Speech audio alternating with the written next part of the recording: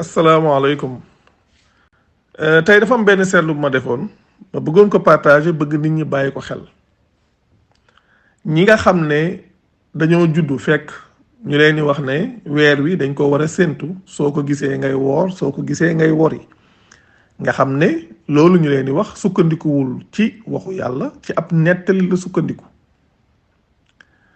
ndax yàlla moom li mu wax mu leer ci surat 2 verset 185 mooy ku fekkee ci yéen weer bi muy le mois na ko woor te xam ngeen ne weer le mois kenn du ko gis te lan mooy wane ne mois bi tàmbali na mooy li ñuy wax nouvelle lune su amee damay wax ne su fekkoon ne sax ci jamono bi nga xam ne nit ñi ñenn ñi amuñ woon benn pexe pour mën a xam ndax weer bi kañ lay tàmbali kañ lay jublu lu dul ne xëy na gis ko ci kaw ci loolu rek lañ mënoon a sukkandiku ñooñu ñooy yi am benn position bi su dee loolu mënees na koo comprendre te astronomie ku xam histoire di nga xam ne lu jiitu yonent bi ci lu yàgg nit ñi ba ñu dalee jëfandikoo astronomie kenn xamul kañ la ba ñu dalee jëfandikoo astronomie kenn xamul kañ la rawatina sax koo xam ne sax yaa ngi gëstu lu mel ni sax l'Égypte antique maîtrise bi nga xam ne amoon nañ ko ci astronomie ak lu ñuy wax calcul astronomique nga xam ne calcul astronomique moo am delluwaay ci alquran kenn ku ci ne mën a dem vérifier ko surat 10 verset 5 moo am delluwaay ci alquran nga xam ne astronomie ci loolu lañuy sukkandiku ba nga xam ne léegi mën nañ la wax na la fii ak 10 ans weer sàngam bis sàngam lay tàmbali nga mën ko xamal sa bopp nga xam ne loolu nit ñi su fekkoon ne loolu la ñuy topp ay wuute naan ñii tey la ñuy woor ñii suba la ñuy woor loolu dootul am ndax weer bi benn weer la su xasee juddu na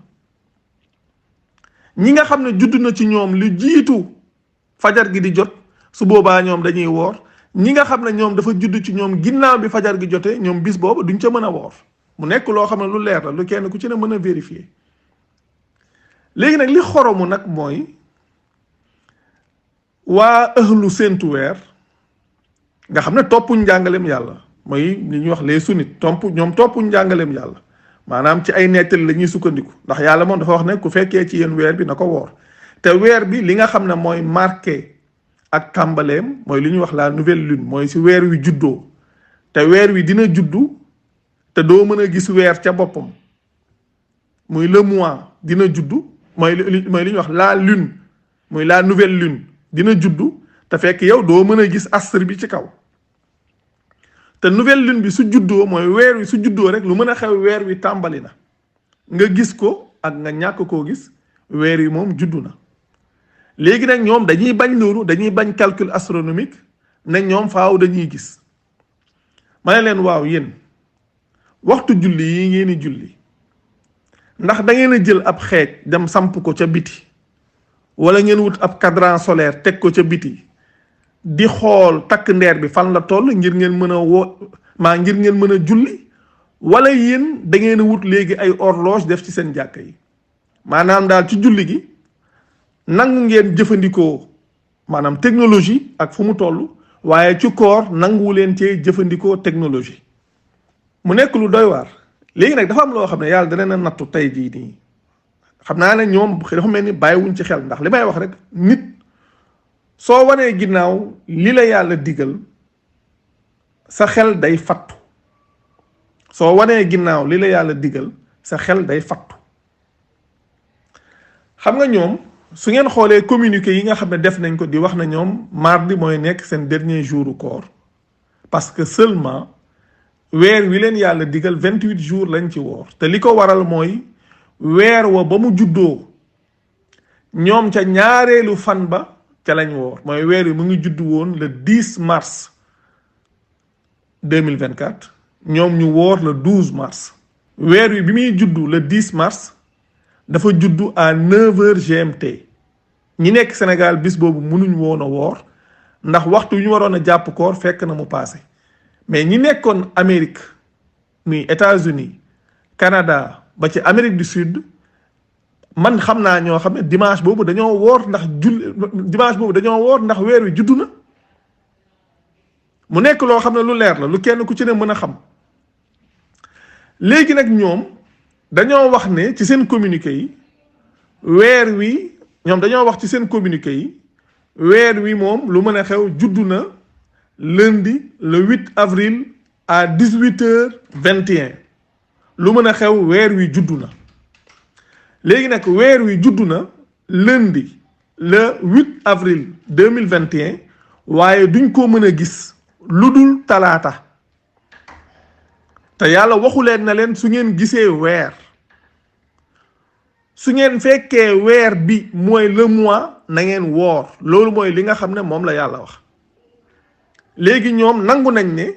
nouvelle lune bi moom tàmbali na